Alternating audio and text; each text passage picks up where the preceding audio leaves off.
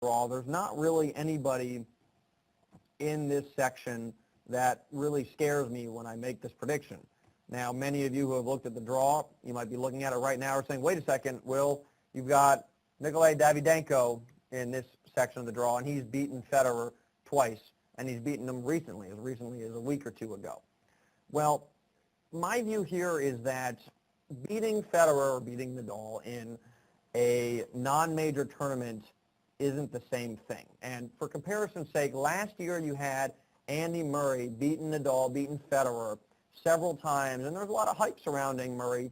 People were saying this is where he's going to break through, he's going to win the Australian Open, and then of course he went out in the fourth round to Fernando Verdasco. So I really don't put too much stock in what happens in non-major tournaments. It's certainly an indicator, but when you have somebody like Federer who just totally owns Davydenko in the majors, has never lost to him in a major, and has dominated him, for lack of a better term, I don't see it.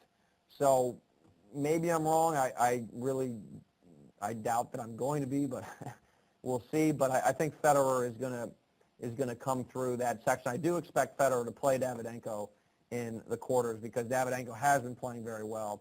He's a very tough player, but I just don't see him dethroning the GOAT in this tournament, not yet at least.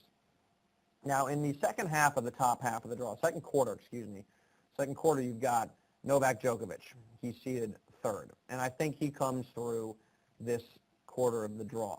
At the bottom half of this quarter, you have Robin Soderling, and I expect Soderling to make it to the quarters and play Djokovic, although there's some other interesting players in Soderling's area of the draw. You have Tommy Haas, who is always dangerous and can make is always capable of making a good run. He did at Wimbledon. Got a very pretty game. I love watching him play. So I wouldn't be surprised if Haas did well.